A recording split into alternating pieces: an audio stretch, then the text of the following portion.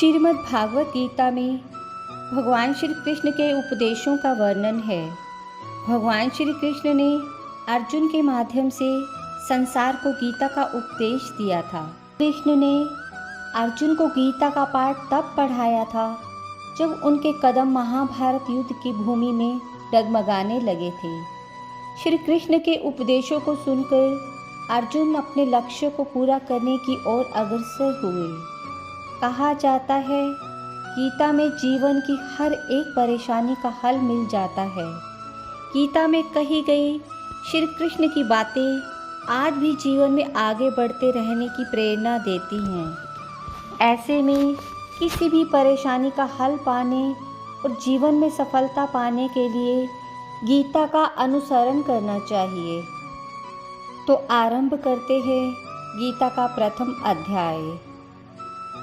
जब कौरव और पांडव महाभारत के युद्ध को चले तब राजा धृतराष्ट्र ने कहा, मैं भी युद्ध को देखने चलूँगा। तब श्री व्यास जी ने कहा, हे राजन, नेत्र के बिना क्या देखोगे? तब राजा धृतराष्ट्र ने कहा, प्रभु जी, देखूँगा नहीं तो श्रवण तो करूँगा। तब व्यास जी ने कहा, हे राजन, तेरा सारथी संजय जो कुछ महाभारत के युद्ध की लीला कुरुक्षेत्र में होगी सो तुझे यहाँ बैठे ही श्रवण कराएगा। व्यासदेव जी के मुख से ये वचन सुन संजय ने विनती करी, हे प्रभु, यहाँ हस्तिनापुर में कुरुक्षेत्र की लीला कैसे जानूंगा तथा राजा को किस भांति कहूँगा? तब व्यास जी ने प्रसन्न होकर संजय को ये वचन कहा कि संजय, मेरी कृपा से तुझे यहाँ ही सब दिखाई देगा। व्यास जी के इतना कहते ही उसी समय संजय की दिव्य दृष्टि भई और बुद्धि भी उसकी दिव्य भई। अब आगे महाभारत का कौतुक कहते हैं। सुनो, 7 अक्षौहिणी सेना पांडवों की और 11 अक्षौहिणी सेना कौरवों की, ये दोनों सेना कुरुक्षेत्र में जा एकत्र भई। धृतराष्ट्र ने पूछा, हे संजय, धर्म के क्षेत्र कुरुक्षेत्र की युद्ध की इच्छा से एकत्र हुए मेरे और पांडु के पुत्रों ने क्या किया? संजय ने कहा, पांडवों की सेना को व्यूहित देखकर दुर्योधन आचार्य द्रोण के समीप जाकर कहने लगे, हे आचार्य, देखिए आपके शिष्य बुद्धिमान द्रुपद पुत्र ने पांडवों की बड़ी सेना की कैसे व्यूह रचना की है। इस सेना में अर्जुन, भीम जैसे बड़े बड़े धनुधारी, वीर विराट महारथी द्रुपद, दृष्टकेतु, चेकितान, बलवान काशीराज, पुरुजित, कुंती, भोज नरों में श्रेष्ठ शैव्य, पराक्रमी युधामान्यु, बलवान उत्तमौजा, अभिमन्यु और द्रौपदी के पुत्र सबके सब महारथी हैं। हे ब्राह्मण श्रेष्ठ, आपके स्मरणार्थ अब मैं अपनी सेना के प्रधान सेनापतियों के नाम बताता हूँ। आप भीष्म, कर्ण, युद्ध विजयी कृपाचार्य, अश्वत्थामा, विकर्ण, सोमदत्त का पुत्र भूरी, श्रवा और बहुत से शूरवीर मेरे लिए प्राण तक देने को तैयार हैं। ये लोग शस्त्र चलाने में अति निपुण हैं और सब युद्ध विद्या में प्रवीण हैं। हमारी सेना का, जिसके भीष्म रक्षक हैं, अपरिमित बल है और उनकी सेना, जिसके भीम रक्षक हैं, थोड़ा बल है। अब आप सब अपने अपने मोर्चों पर सावधान रहकर सेनापति की रक्षा कीजिए।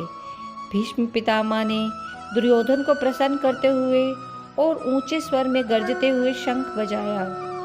फिर वहां चारों ओर शंख, नगाड़े, ढोल, गोमुखा आदि बाजे बजने लगे, जिनका बड़ा भयंकर शब्द हुआ। जिनके अनंतर सफेद घोड़ों के बड़े रथ पर स्थित माधव और पांडव अर्जुन ने भी दिव्य शंखों को बजाया। श्री कृष्ण ने पांचजन्य और अर्जुन ने देवदत्त नामक शंख को और भीषण कर्म करने वाले भीम ने पौंड्र नामक बड़े भारी शंख को बजाया।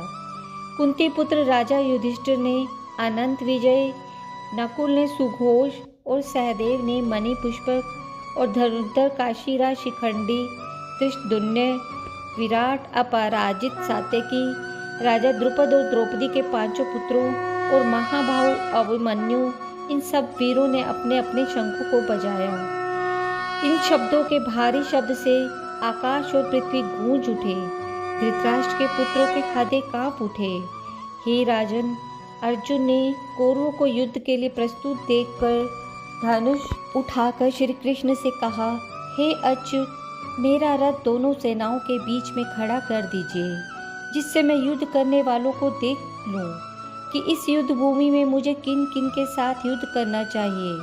दुबुद्धि दुर्योधन की प्रीति करने वाले जो युद्ध के लिए यहाँ एकत्रित हुए हैं, उनको देखूंगा। संजय ने कहा, हे राजन, अर्जुन की बात सुनकर श्री कृष्ण ने भीम, द्रोण आदि वीरों के सामने उत्तम रथ को खड़ा करके कहा कि हे वीर, युद्ध के लिए उद्यत इन कौरवों को देख लो। अर्जुन ने चाचा, बाबा, गुरु, मामा, भाई, पुत्र, पौत्र, मित्र, श्वशुर और स्वजनों को शस्त्रों से सुसज्जित खड़े देखा और उसने इन दोनों सेनाओं में अपने ही इन सब बंधुओं को खड़ा देखकर परम द्रवित हो अत्यंत खेद के साथ ये वचन कहे, हे कृष्ण, युद्ध की इच्छा से आए इन सब बंधुओं को देखकर मेरे अंग ढीले होते जाते हैं और मुख सूखा जा रहा है। मेरा शरीर बेकल होता जाता है, रोमांच खड़े होते हैं, कांडीव हाथ से गिरा जाता है, त्वचा जली जा रही है। हे केशव, मुझ में यहाँ खड़े रहने का सामर्थ्य नहीं है। मेरा मन चक्कर खा रहा है और सब लक्षण में उल्टे देख रहा हूँ। उस संग्राम में अपने स्वजनों का वध करके कोई लाभ नहीं होगा। हे कृष्ण, मैं जीत कर राज्य और सुख नहीं चाहता हूँ। हे प्रभु, हमको राज्य भोग तथा जीवन से क्या काम है, क्योंकि जिनके लिए राज्य भोग और सुख की इच्छा की जाती है, वे सब इस युद्ध में प्राण और धन की ममता छोड़कर मरने को तैयार हैं। और आचार्य, पिता, पुत्र, पितामह, मामा, श्वशुर, पोत, साले, संबंधी, ये सब मुझे मारें तो भी हे मधुसूदन, मैं इन्हें मारने की इच्छा नहीं करूँगा। हे जनार्दन, त्रिलोकी के राज्य के लिए भी मैं इन्हें मारना नहीं चाहता, फिर इस पृथ्वी के राज्य के लिए तो कहना ही क्या है। हे जनार्दन, धृतराष्ट्र के पुत्रों को मारकर हमारा क्या भला होगा?